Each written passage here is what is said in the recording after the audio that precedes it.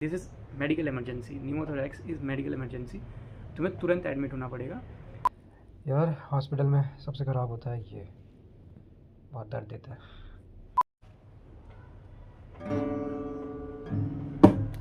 Hi everyone, tension मत लो, मैं आज कोई गिटार बजा के गाना नहीं गाने वाला, आप लोग के कान दर्द नहीं करने वाला। एक्चुअली आज मैं यहाँ कुछ बताने आया हूँ एक बीमारी के बारे में which is very rare. It's called pneumothorax. So कुछ 2 हफ्ते पहले ये मुझे हुई थी ये बीमारी, एंड इसे लंग कोलैप्स भी कहा जाता है कि आपका लंग जो है वो कोलैप्स हो जाता है। तो सिंपल लैंग्वेज में कहें तो ऑफ कोर्स लंग कोलैप्स कहते हैं। न्यूमोथोरैक्स काफ़ी लोगों को समझ नहीं आता और काफ़ी लोगों को बताना भी डिफ़िकल्ट होता है कि वो होता कैसे है। तो इस वीडियो में हम देखेंगे कि मुझे न्यूमोथोरैक्स कैसे हुआ, मेरे सिम्टम्स क्या थे, नॉर्मल न्यूमोथोरैक्स होता क्या है, उसके सिम्टम्स क्या होते हैं, उसका सल्यूशन क्या होता है, प्रोसीजर क्या होता है, एंड साथ ही साथ मैं अपनी भी जर्नी बताऊंगा कि न्यूमोथोरैक्स और लंग कोलैप्स से मैं कैसे बाहर निकला। तो स्टार्ट करते हैं ये video. Hey guys, my lung collapsed. In this vlog, we'll discuss pneumothorax. That's when air fills the chest cavity. Let's spread awareness. ऐसा हुआ था कि करीब 1 महीने पहले, 1 से 1.5 महीने पहले, मैं जब ऑफिस से रिटर्न आ रहा था तो मेरे बैक में बहुत ज़ोर की पेन होने लगी। मतलब ऐसा लग रहा था कि किसी ने चाकू लेके मेरे बैक में मार दिया है या फिर कोई सुई चुभ हो रहा है, नीडल कुछ चुभ रही है मुझे ऐसे बार बार। यहाँ पीछे साइड, राइट साइड के अपर साइड, लोअर अपर में, अपर साइड, बैक अपर, काफ़ी ज़ोर का पेन होने लगा मुझे। तो मुझे ऐसा लगा कि शायद नस चढ़ गई है या फिर मसल पेन हो सकता है या कुछ भी हो सकता है। तो मैंने रिलैक्स होने के लिए अपने मसल्स को रिलैक्स करने लगा, यहाँ वहाँ की एक्सरसाइज करने लगा। तो मैं थोड़ा मुंडी वुंडी घुमाने लगा, जस्ट दैट कि मैं उस समय रास्ते में था। I was doing normal activities जिससे मेरे मसल रिलैक्स हो जाए या फिर नस बस ऊपर नीचे हो जाए, ठीक हो जाऊँ, मैं रिलैक्स हो जाऊँ। बट वो दर्द ठीक नहीं हुआ, वो दर्द बढ़ता चला गया, एंड वो बढ़ते बढ़ते इतना बढ़ गया कि वो पीछे साइड से मेरे आगे साइड आ गया, and then it was start paining यहाँ चेस्ट के पास काफ़ी ज़्यादा। सो वो धीरे धीरे जो पेन था वो अब पीछे भी हो रहा है, फ्रंट में भी हो रहा है, एंड देन मेरे ये पूरे पार्ट साइड हो रहा है, राइट साइड के पूरे फ्रंट साइड पे। अब मुझे यहाँ पर थोड़ा कुछ ज़्यादा ही पेन होने लगा, and eight the same time मुझे अगेन लग रहा था, एक्चुअली मुझे थोड़ी सी गैस की प्रॉब्लम है, एसिडिटी की प्रॉब्लम है। तो मुझे लगा कि शायद हो सकता है ये गैस की प्रॉब्लम की वजह से हो, शायद मेरे मसल पेन हो, ये उसकी वजह से मुझे होता हो, क्योंकि नॉर्मली ये होता है मुझे मसल पेन की वजह से। कभी कभी यहाँ दर्द हो रहा है, कभी वहाँ दर्द हो रहा है, नॉर्मल है। तो मैं जो वो गैस निकल जाती है तो ठीक हो जाता हूँ मैं। तो इस बार भी मुझे लगा शायद वो मसल पेन हो, जिसकी वजह से मैंने इनो ले ली एंड मैंने एक पुदीन हरा ले लिया। मैं वॉक करने लगा ताकि मेरी गैस जो है वो निकल जाए, मैं थोड़ा रिलैक्स फील कर लूँ। बट जैसे जैसे टाइम बीतता गया वो ठीक ही नहीं हो रहा था, and it was very harmless. मुझे ऐसा लगा एक टाइम पे कि मेरी सांस रुक जाएगी। टू बी ऑनेस्ट मुझे लगा कि मैं शायद गिर जाऊँगा यहीं पे रोड पे। तो मैं क्या जैसे तैसे घर पहुँचा, एंड घर पहुँचते ही मैं सबसे पहले लेट गया, उल्टा लेट गया। मेरे सीधे सोने की हालत ही नहीं थी, मैंने उल्टा लेट गया और मैं थोड़ा रिलैक्स करने लगा, मैं थोड़ा अपना मन भटकाने लगा ताकि मुझे ऐसा लगे कि शायद मैं ठीक हो रहा हूँ। 10 मिनट मुझे ठीक लगा, फिर 10 मिनट के बाद मैं उठा, मैं वॉक करने लगा, देन अगेन वो प्रॉब्लम होने लगी। मैं जैसे भी 2 कदम वॉक करता मुझे ऐसा लगता मैं गिर जाऊँगा। तो मैंने थोड़ा और आराम किया और मुझे लगा कि शायद मुझे इसे डॉक्टर को दिखाना चाहिए। तो मैं नियर बाय डॉक्टर के क्लिनिक में गया एंड मैंने उन्हें प्रॉब्लम बताई कि मैम मुझे ये प्रॉब्लम हो रही है, एंड ऑफ कोर्स मैंने उन्हें बताया कि पास में मुझे गैस की प्रॉब्लम हो चुकी है, तो ये क्या ये मसल पेन है उसकी वजह से हो रहा है। तो उन्होंने चेक वेक किया और उन्होंने बोला कि हाँ हो सकता है ये मसल पेन है, उसकी वजह से हो रहा है, क्योंकि उन्होंने शायद हार्ट बीट वगैरह देखी विच इज़ नॉर्मल। तो उन्होंने बोला ये मसल पेन है, पॉसिबल है कि मसल पेन है, तो आपको मसल पेन की दवाई दे देती हूँ मैं, एंड गैस की दवाई देती हूँ, तो वो ठीक हो जाएगा। लाइक ठीक है, हो सकता है कि वो ठीक हो जाए। तो उन्होंने मसल पेन की दवाई और गैस की दवाई दी थी। तो ऐसा था कि जब मैं दवाई खाता था तब मैं ठीक रहता था, बट जैसे ही दवाई का असर ख़त्म होता था तो बहुत तकलीफ होती थी। सेम टाइम मैं ऑफिस भी जा रहा था, मैं ट्रैवल कर रहा था, एक्टिविटीज़ कर रहा था, तो वो पेन बढ़ता जा रहा था, बढ़ता जा रहा था, बढ़ता जा रहा था। जब मुझे इस दवाई से फ़र्क नहीं पड़ने लगा तो मैं दूसरे डॉक्टर के पास गया, MBBS फिजिशियन के पास गया। मैंने उन्हें बस समझाया कि सेम कंडीशन उन्होंने समझाया। उन्होंने मेरी ECG निकाली, हार्ट बीट चेक की, शुगर वगैरह चेक किया, एवरीथिंग वॉज नॉर्मल, ECG भी नॉर्मल आया। तो उन्होंने कहा कि दवा लिख के दी, उन्होंने कहा कि अगर तुम्हें ठीक लगे 2 दिन में, तो इट्स ओके। इफ़ तुम्हें ठीक नहीं हो रहा है you should take this x-ray, chest का एक्सरे, 2D एको रिपोर्ट और बैक का एक्सरे। मैंने बोला ठीक है कोई बात नहीं। तो मैं अगेन 2 दिन, मैंने सोचा 2 दिन दवाई खा के देखते हैं। 2 दिन मैंने दवाई खाई, अगेन ठीक नहीं हुआ वो। एंड फिर मैंने एक्सरे निकाला। तो जब एक्सरे निकालने गया मैं करीब सुबह सुबह गया था मैं, एंड वो एक्सरे निकालते ही उन्होंने कुछ एक वर्ड बोला। मैंने उन्हें पूछा कि नॉर्मल है मेरा एक्सरे, 2D को तो नॉर्मल था, मैंने उसी टाइम पूछा तो उन्होंने बोला नॉर्मल है, 2D को में कोई प्रॉब्लम नहीं है, हार्ट वार्ट में कुछ प्रॉब्लम नहीं है, which is very much okay. But x-ray में जब निकाला तब मैंने उन्हें पूछा कि मुझे कोई प्रॉब्लम है, आपको एक्सरे में कुछ प्रॉब्लम दिख रही है? तो उन्होंने न्यूमोथोरैक्स वर्ड बोला था, क्योंकि मुझे उस टाइम न्यूमोथोरैक्स पता नहीं था, तो ऑफकोर्स मुझे कुछ समझ नहीं आया कि उन्होंने क्या बोला। तो मैंने पूछा अगेन कि क्या हुआ, मुझे कुछ समझ नहीं आया। तो उन्होंने बोला कि आपके डॉक्टर को बता देंगे आपको क्या हुआ है। तो मैं रिपोर्ट आने का इंतज़ार कर रहा था। मैंने सुबह एक्सरे कराई थी और रिपोर्ट शायद शाम को आई थी। तो शाम को जब रिपोर्ट आई तो उसमें ऑफकोर्स मैंने ChatGPT पे उसे डाली रिपोर्ट, एंड मैं पता लगाने की कोशिश किया कि क्या हुआ है मुझे। तो उसमें न्यूमोथोरैक्स था लिखा हुआ, मेंशन था। It was primary spontaneous pneumothorax which is very rare. तो मैं डॉक्टर के पास तुरंत गया रिपोर्ट लेके। तो उन्होंने बोला देखो तुम्हें न्यूमोथोरैक्स है, तुम्हें अभी एडमिट होना पड़ेगा, एमरजेंसी केस होते हैं, this is medical emergency, pneumothorax is medical emergency, तुम्हें तुरंत एडमिट होना पड़ेगा and we will operate you. आपके एक्चुअली लंग्स में एयर भर गई है। सबसे पहले तो मुझे समझ नहीं आया कि लंग्स में एयर क्या होता है, न्यूमोथोरैक्स क्या होता है, ये मेरे साथ हो क्यों रहा है, लंग्स में एयर है तो मेरी सांस क्यों रुक रही है, मतलब हार्ट बीट क्यों तेज़ हो रही है, मेरे हार्ट पे क्यों असर पड़ रहा है, मतलब काफ़ी चीज़ें वो कुछ बोल रहे थे कि तुम्हारे हार्ट पे असर पड़ेगा, तुम्हारी हार्ट बीट रुक जाएगी, तुम्हारा BP लो और कभी भी हाई हो सकता है, तुम कभी भी बेहोश हो सकते हो, तुम कभी ब्रेथलेस हो सकते हो। तो ये सारी चीज़ें वो बोल रहे थे।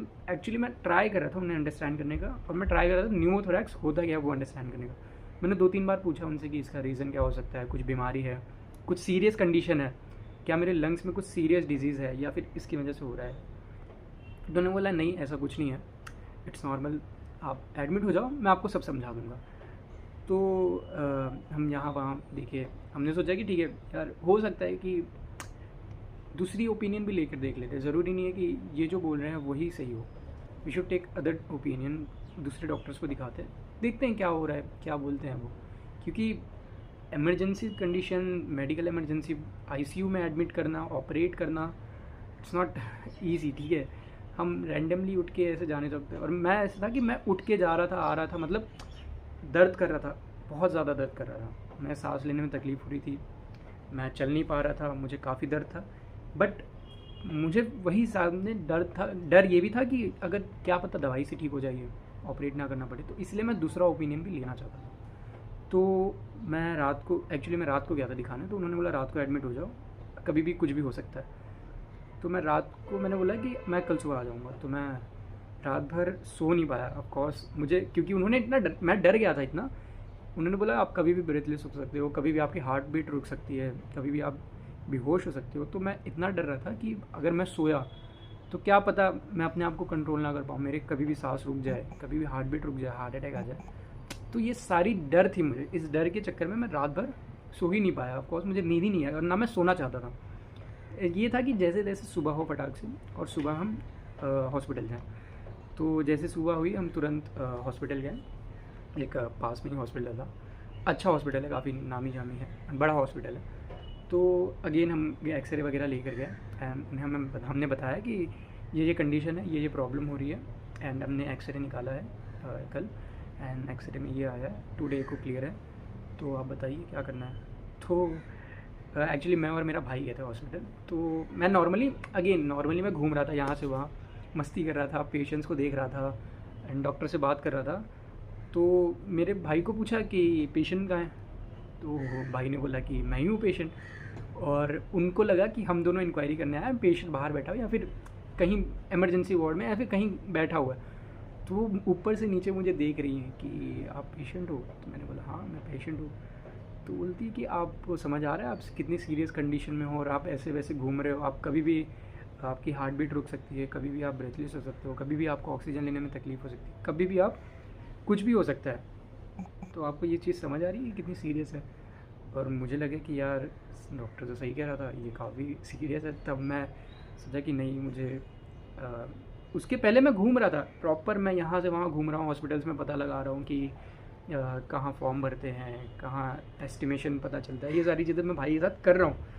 और साथ ही साथ बाद में जब ये डॉक्टर ने बोला तब मैं बोला कि नहीं, ये बहुत सीरियस है, दिस इज़ मेडिकल इमरजेंसी, तो इसको मेडिकल इमरजेंसी के जैसे ही लेते हैं। तो मैं एडमिट हो गया।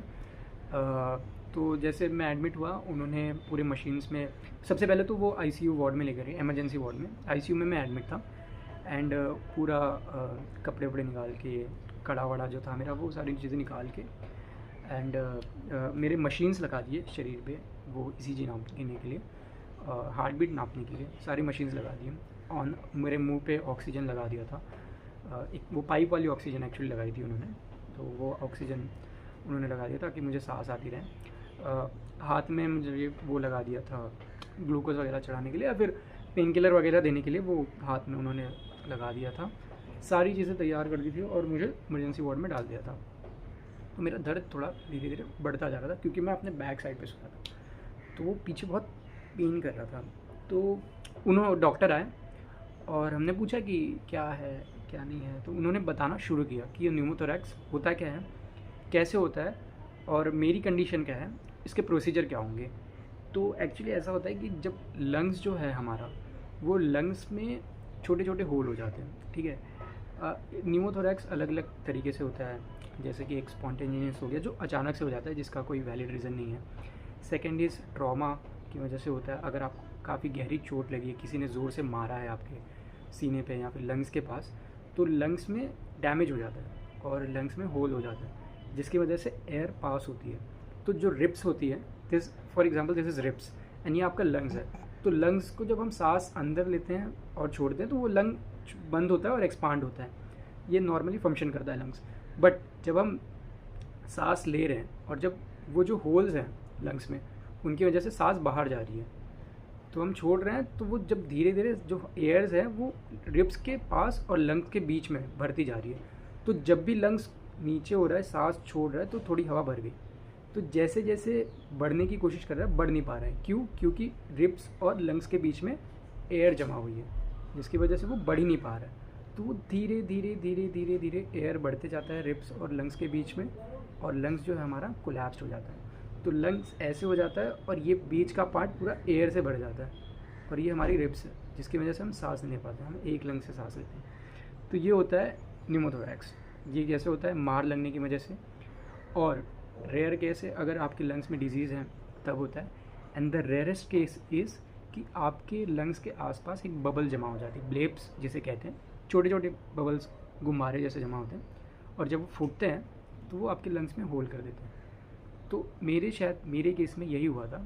और उन्होंने कुछ एग्जांपल दिए, मतलब कि जिसकी बॉडी मतलब जो पतला दुबला लड़का होता है, जो लंबा थोड़ा सा लड़का होता है, उनको नॉर्मली ये होता है।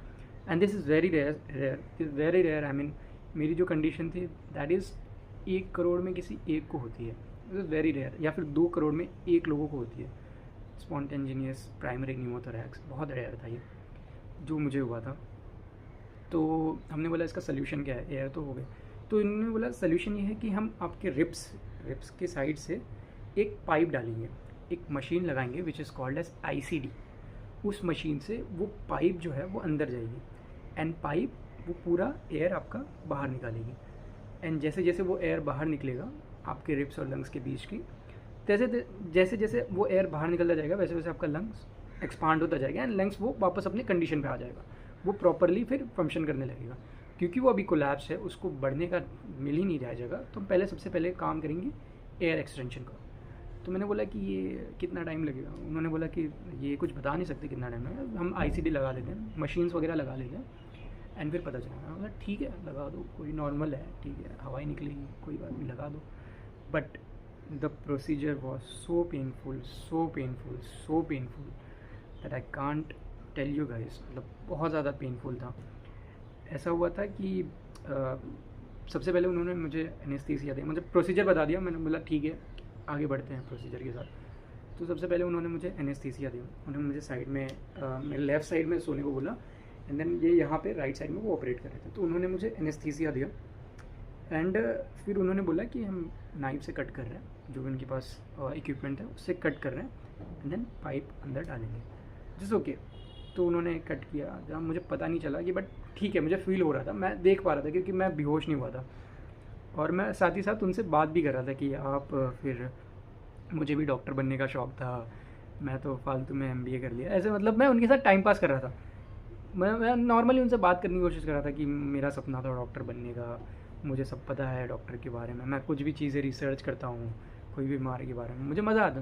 तो नॉर्मली मैं उनसे बात कर रहा था, जो उनको ही मज़ा आ रहा था। बट जब उन्होंने पाइप इंसर्ट की तो इतनी ज़ोर की दर्द हुई, इतना ज़ोर का दर्द हुआ, मतलब ऐसा लगा कि कोई नस ऐसे खींच के निकाल रहा है मेरे बॉडी से, मेरे मसल से कोई नस ऐसे खींच के निकाल रहा है। बैक में इतनी जोर की चुंगी उसी, इतनी ऐसा लगा कि कोई नाइफ से खींच के, चक्कू मार के ऐसे खींच रहा है मेरे। तो इतना ज़ोर का दर्द हो रहा है, इतना ज़ोर का दर्द, मैं चिल्ला रहा हूँ, मतलब चिल्ला नहीं रहा हूँ, मतलब मैंने दर्द हो रहा है। और मैं जैसे मतलब कंट्रोल कर रहा हूँ अपने आप को, ऐसे हाथ पकड़ रहा हूँ कि यार क्या कर रहे हो आप, बहुत दर्द हो रहा है, ये कैसा एनेस्थीसिया है। मैं उनसे बहस कर रहा हूँ कि ये कैसा एनेस्थीसिया है, इसमें तो दर्द हो रहा है, कुछ पता नहीं चल रहा, नस वस तो नहीं पकड़ लिया आपने, क्योंकि मेरी नस में बहुत दर्द कर रही है और मेरे बैक में बहुत दर्द कर रहा है। ऐसे मतलब मैं ऐसे उठा हुआ था, मतलब मैं बेड पे लेटा भी नहीं हूँ, मैं मेरी बॉडी ऐसे ऊपर हुई है, क्योंकि मैं बेड पे टच कर रहा हूँ तो बहुत दर्द कर रहा है, तो मेरी बॉडी ऐसी ही हुई है। तो वो कह रहे हैं आराम से लेट जाओ। मैं बोला कैसे आराम से लेट जाऊँ, मैं पागल हो रहा हूँ दर्द से, कैसे आराम से लेट जाऊँ। तो उन्होंने बोला कुछ नहीं होगा, थोड़ी देर के लिए दर्द है, थोड़ा दवा ववा देंगे, पेन किलर देंगे, वो ठीक हो जाएगा। मतलब जब आप पेन किलर दोगे तब ठीक होगा, अभी तो मुझे दर्द कर रहा है ना। तो उन्होंने कोई बात नहीं, थोड़ा दर्द सह लो, सहना ही पड़ेगा, कोई ऑप्शन नहीं है। तो उन्होंने धक्का वक्का मेरी बॉडी को थोड़ा ऐसे पुश वुश करके पाइप वाइप डाली एंड मशीन चालू कर दी।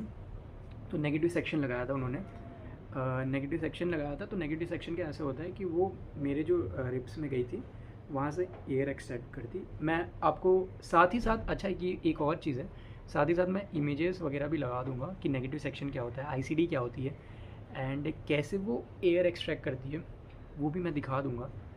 मतलब नॉर्मली ऐसे एयर एक्सट्रैक्ट करी थी मेरे लंग से एंड वो जो था वो एक नेगेटिव सेक्शन जो ICD है एक मशीन, उसमें लगी हुई थी।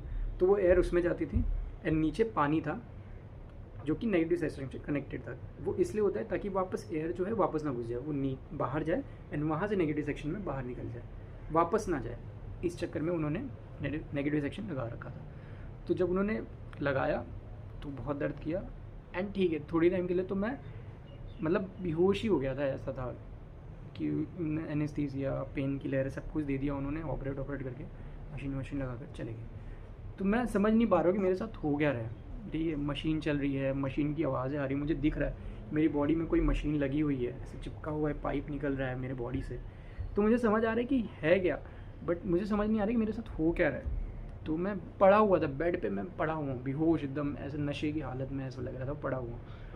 तो मुझे बहुत लोग देखने आ रहे थे उसी टाइम हॉस्पिटल में, बट मुझे कुछ होश नहीं था कौन देखने आ रहा है कौन नहीं देखने आ रहा है। तो मैं मतलब काफ़ी लोगों को बता भी नहीं पा रहा था कि मुझे प्रॉब्लम क्या है, अब भी मुझे प्रॉब्लम क्या हो रही है, क्या है, कुछ नहीं समझ आ रहा था, मुझे ज़रा भी नहीं समझ आ रहा था। जैसे जैसे एनेस्थीसिया या फिर पेन किलर का दर्द कम होते जा रहा था, वैसे वैसे मुझे बहुत ज़्यादा तकलीफ हो रही थी, ज़्यादा दर्द करने लग रहा था। And eight the same time जब मैं थोड़ी सी बात करने की कोशिश कर रहा था, थोड़ा सा मैं बोलने की कोशिश कर रहा था, मुझे सांस लेने में बहुत तकलीफ़ हो रही थी, बहुत ज़्यादा। मैंने ऑक्सीजन लगाया हुआ था फिर भी मुझे तकलीफ़ हो रही थी। मैं 3 शब्द बोलता था, फिर लंबी सांस लेता था, क्योंकि मैं बोल ही नहीं पा रहा था उस टाइम पे, मैं सांस ले ही नहीं पा रहा था।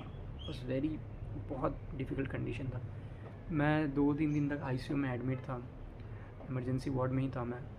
फिर मेरा एक्सरे निकाला गया एंड देन वापस CT स्कैन किया गया मेरा। तो CT स्कैन जब किया, इन्होंने एक बार मशीन बंद कर दी थी जस्ट देखने के लिए कि लंग्स बराबर एक्सपांड हो रहे हैं या नहीं, ये मशीन बराबर काम कर दिया नहीं। तो मेरा CT स्कैन हुआ, तो CT स्कैन में पता चला कि ये अभी तक पूरी तरह से एयर जो है वो निकली नहीं है, वो अभी भी लंग्स में रुकी हुई है, बची हुई है। तो we will continue this process and जब तक पूरी तरह से एयर नहीं निकल जाती we will do it and machine लगी रहेगी। तो मैं 3 दिन बाद इमरजेंसी वार्ड से निकल के नॉर्मल वार्ड में गया एंड मशीन कंटिन्यूसली लगी थी, मशीन बंद नहीं हुई थी।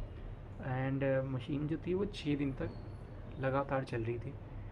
तो आप समझ सकते हो कि 6 दिन तक मेरे अंदर पाइप घुसी हुई है एंड वो एक मशीन से कनेक्टेड है एंड वो मशीन जो है वो मेरे साइड में ही है, मतलब मैं अगर उठ रहा हूँ तो वो मशीन भी साथ में उठेगी क्योंकि वो चिपकी हुई है, तो मेरी बॉडी पे चिपकी हुई है, तो मुझे दर्द हो रहा है अगर मैं अचानक से उठ रहा हूँ या फिर मशीन को कुछ भी हो रहा है। मशीन अगर यहाँ जा रही है तो पूरी पाइप वहाँ जा रही है, जिसकी वजह से बहुत बहुत दर्द हो रहा है। मशीन यहाँ जा रही है तो यहाँ पाइप जा रहा है, जिसकी वजह से मुझे बहुत ज़्यादा दर्द हो रहा था।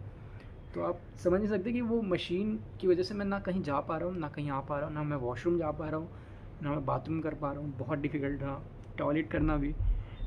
जब मैं टॉयलेट करने के लिए कहता था तो वो एक पॉट ला कर दे देते थे और कहते थे कि तुम लेटे लेटे टॉयलेट कर दो।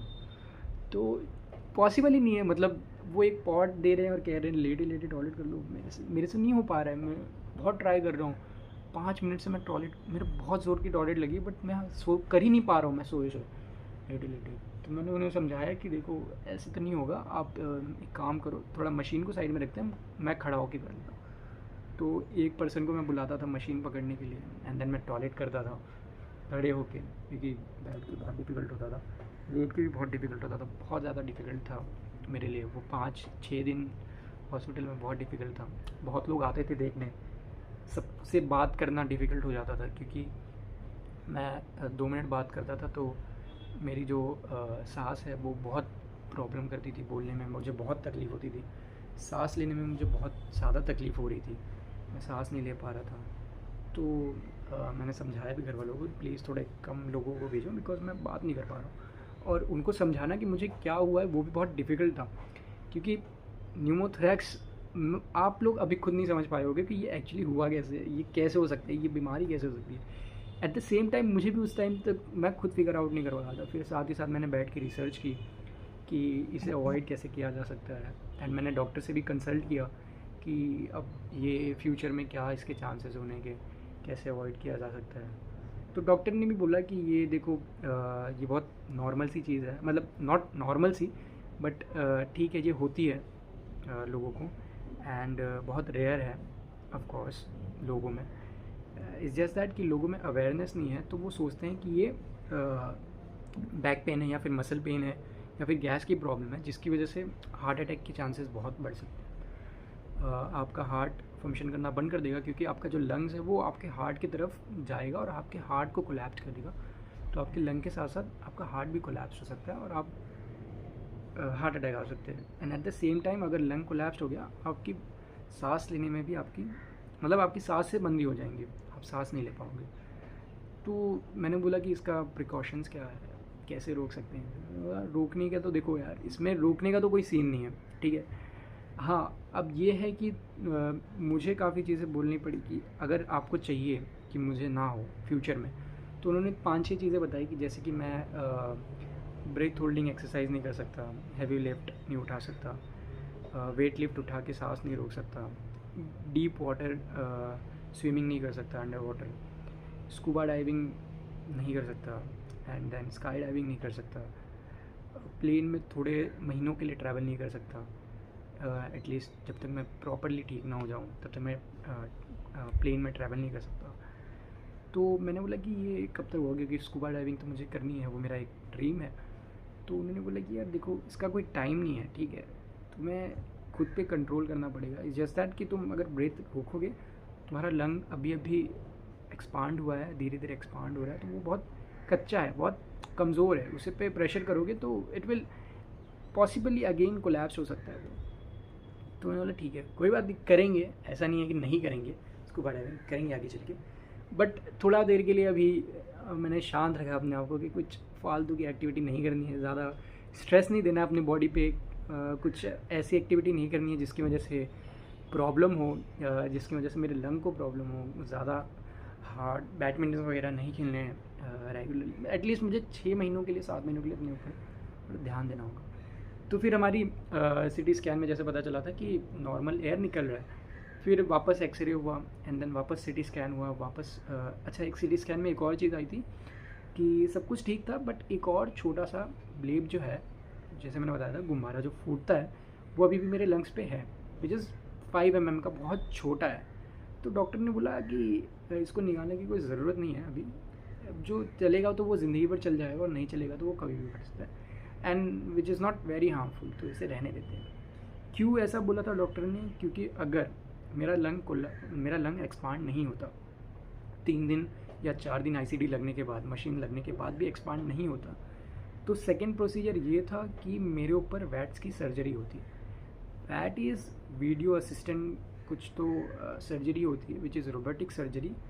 उसमें ऐसा होता है कि वो एक कैमरा लेके जो रिब्स जहाँ पे मैंने काटा है उन्होंने, और साइड में 2 होल करेंगे, एंड देन वो कैमरा लेके अंदर जा जाएंगे लंग्स के पास।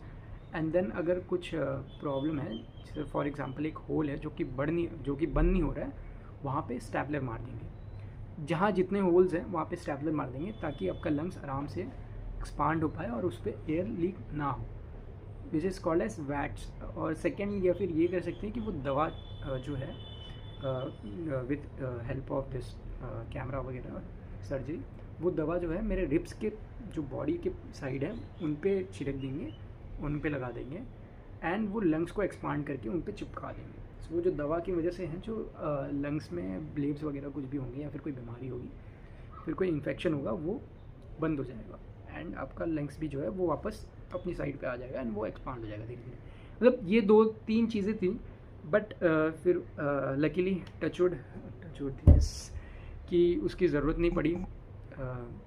उन्होंने बोला कि अभी वैट्स कराने की कोई ज़रूरत नहीं है, अभी फिट है, लंग एक्सपांड हो रहा है, लंग फंक्शन अच्छा कर रहा है, फंक्शनल अच्छा है, so we don't need VAT surgery right now. In future का मैं बता नहीं सकता। मैंने पूछा इन फ्यूचर ये बीमारी हो सकती है, उन्होंने बोला हो सकती है, नहीं भी हो सकती है। सो कह नहीं सकते, हो भी सकती है, नहीं भी हो सकती है, एंड चांसेस है कि 25% हो सकती है, एंड चांसेस 0% भी नहीं भी हो सकती है। तो मतलब उन्होंने श्योरिटी नहीं दी कि कह नहीं सकते कि होगा नहीं होगा, हो सकता है, नहीं भी हो सकता है, ज़िंदगी भर निकल जाएगी। तो फिर दूसरा सिटी स्कैन हुआ मेरा। दूसरा सिटी स्कैन में सारी चीज़ें क्लियर हो गई कि लंग बराबर एक्सपांड हो रहा है, एयर जो है वो सारी निकल चुकी है। तो उन्होंने 1 दिन और रखा मुझे, मशीन वगैरह मेरी निकाल दी, पाइप वगैरह निकाल दी, एंड हाथ से निकाल दिया, जो भी था सारी चीज़ें निकाल के मुझे डिस्चार्ज कर दिया, घर आ गया। एंड उन्होंने फिर वही कहा है कि प्रिकॉशंस वगैरह दिए हैं कि अपने ऊपर ज़्यादा स्ट्रेस मत दो अपनी बॉडी पे, लंग्स को थोड़ा आराम से फंक्शन करने दो, और ज़्यादा ऐसी एक्टिविटी मत करो जिस पे लंग पे असर पड़े।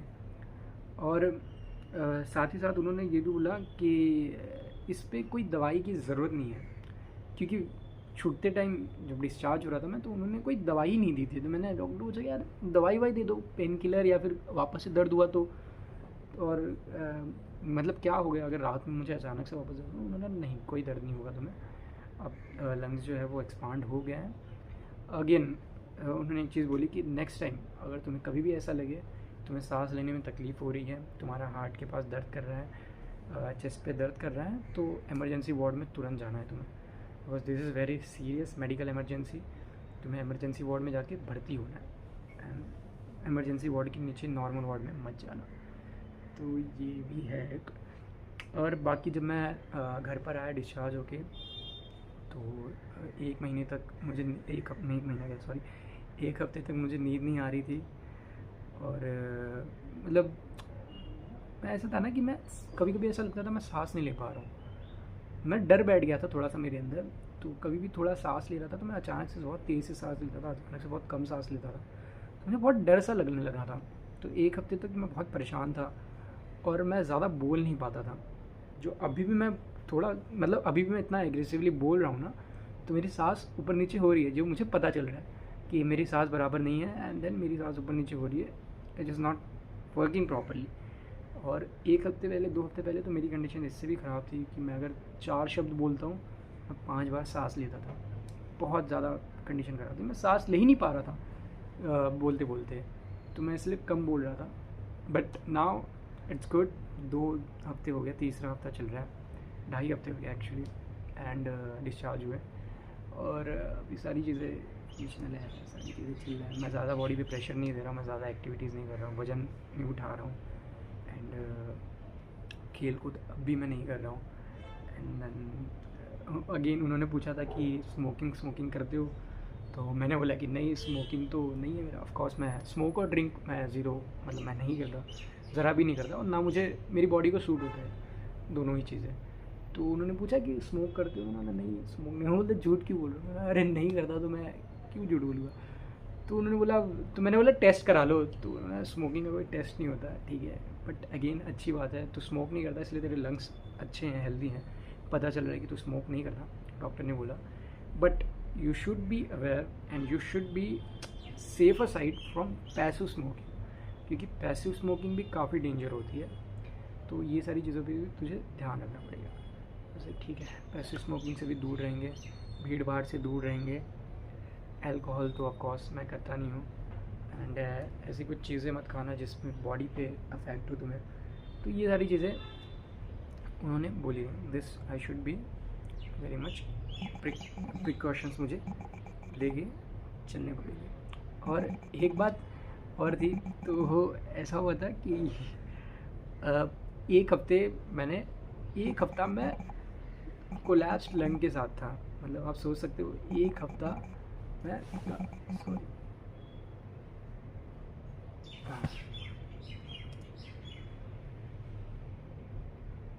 तो एक हफ्ता जो था मैं कोलैप्स लंग के साथ था। आप सोच सकते हो, मतलब एक हफ्ता मेरा एक लंग बस काम कर रहा था, दूसरा लंग काम नहीं कर रहा था। मैं पूरे एक हफ्ते बस एक लंग के साथ था, कोलैप्स लंग के साथ था। एंड उस हफ्ते में मैं वो सारी चीज़ें कर रहा था जो मुझे बिल्कुल नहीं करनी चाहिए थी। मैं घूम रहा हूँ, मैं ऑफिस जा रहा हूँ, मैं भीड़ भाड़ वालों जगह पे जा रहा हूँ, मैं नाच रहा हूँ। फ्राइडे नाइट को बहुत नाचा हूँ, बहुत ज़्यादा नाचा हूँ। एंड थैंक गॉड, मैं तो कहूँगा कि मैं गॉड स्टाइल ही हूँ, मतलब thanks to God and touch wood mummy की पूजा पाठ काम आई कि उस समय मुझे कुछ हुआ नहीं, क्योंकि काफ़ी सीरियस कंडीशन थी, काफ़ी कुछ हो सकता था उस समय। मेरा दूसरा लंग भी कोलैप्स कर जाता, या फिर मुझे मेरी सांस लेनी बंद हो जाती। 3 सेकंड में मैं 3 मिनट में मैं ख़त्म हो सकता था, कुछ भी हो सकता था, काफ़ी सीरियस कंडीशन थी। बट एक हफ्ते तक मैं उस लंग के साथ था, which is quite miracle actually. Doctors ने भी कहा कि दिस इज़ वेरी, मतलब नहीं, ऐसे बहुत नहीं होता है ऐसे। तो उन्होंने बोला कि दोबारा कभी मत करना ये। तो सीख मिल गई मुझे कि दोबारा ये नहीं करना है। एंड यही था न्यूमोथोरैक्स, कोलैप्स्ड लंग, और मेरी कहानी कि कैसे होता है, कैसे नहीं होता है, प्रिकॉशंस क्या ले सकते हैं, सिम्टम्स क्या होते हैं इसके, और आगे चल के क्या होगा क्या नहीं होगा, ये सारी चीज़ें थी। तो आप लोग भी ध्यान दो यार। मैं कहता हूँ कि अपनी लाइफ में जो है वो पैसा सब कुछ नहीं होता, पैसों के साथ साथ तुम्हें बॉडी पे भी ध्यान देना पड़ता है। मतलब तुम्हें थोड़ी भी प्रॉब्लम हो रही है, you should visit doctor, x-rays निकाल लो। कितने की एक्सरे आती है, 300, 350, 400 जो भी है अमाउंट दे के निकलवा लो, बिकॉज वो 300, 350, 400 तुम्हारी लाइफ बचा सकती है, which is very very very much important than 300 and 400 rupees you are earning. So यार पैसे कमाओ, but at the same time अपने हेल्थ पे ध्यान दो, अपनी हेल्थ को संभालो। और कुछ भी इमरजेंसी होती है, कुछ भी तुम्हें लगता है कि तुम्हें ठीक नहीं है तुम्हारे साथ, तुम्हारे बॉडी के साथ, क्योंकि तुम्हें अंदर ही अंदर पता चल जाता है कि तुम्हारी बॉडी के साथ कुछ फंक्शनली ठीक नहीं है, तो तुरंत डॉक्टर के पास जाओ, डॉक्टर विजिट करो एंड डॉक्टर को दिखाओ। फैमिली का ध्यान रखो, फैमिली की मेडिकल इमरजेंसी पे ध्यान रखो, ये सारी चीज़ें। एट द सेम टाइम्स पैसे बचा के रखो। मेडिकल एक्सपेंसेस बहुत ज़्यादा हो गए हैं आजकल। ऑफ कोर्स इंश्योरेंस होता है, बट वो इंश्योरेंस कब ख़त्म हो जाएगा पता नहीं चलेगा। तुम्हारे जो भी हैं 5 लाख 10 लाख यूँ ख़त्म हो जाते हैं। तो at the safer side you should also have your corpus, जो मेडिकली तुम्हें सेव करे, मेडिकल इमरजेंसी में तुम्हें सेव करे, तुम्हारे फैमिली को सेव करे। थोड़े पैसे अपने उस कॉर्पस में रखो जो मेडिकल इमरजेंसी में काम आए, वो बहुत इंपॉर्टेंट है। देखो यार, तुम शॉपिंग आज कर लोगे, खाना पीना तुम कर लोगे, घर तुम कल बना लोगे, लेकिन जो लाइफ है ना तुम्हारी, वो कल तुम नहीं बना पाओगे। तुम्हारी लाइफ आज अगर डेंजर में आ गई तो वो कल होगी नहीं होगी वो तुम्हें ज़रा भी पता नहीं है। तो इसलिए सेफ़ रहो, हेल्दी रहो, अच्छा खाओ। मैं यही प्रे करूँगा सब ठीक रहें, सब अच्छे से रहें, सब हैप्पीली खुश रहें और अपनी फैमिली का भी ध्यान रखें। So let's in this video. And यही था इस वीडियो में, मैं आप सबको बस न्यूमोथोरैक्स के बारे में अवेयर करवाना चाहता था। तो ठीक है, thank you guys, so thanks for watching. And यार प्लीज़ अब आए हो तो सब्सक्राइब कर दो यार, थोड़ा देखते हैं कितना सब्सक्राइब हो पाएगा इस वीडियो पे। एंड सी यू गाइस, चलो मिलते हैं, bye bye.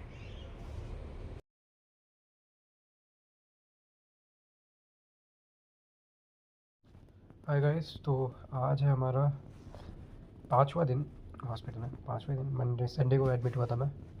Sunday Monday Tuesday Wednesday Thursday 5वां दिन है। एंड शायद कल या परसों में डिस्चार्ज हो जाऊँगा, पता नहीं। सिटी रिपोर्ट तो ठीक आई है।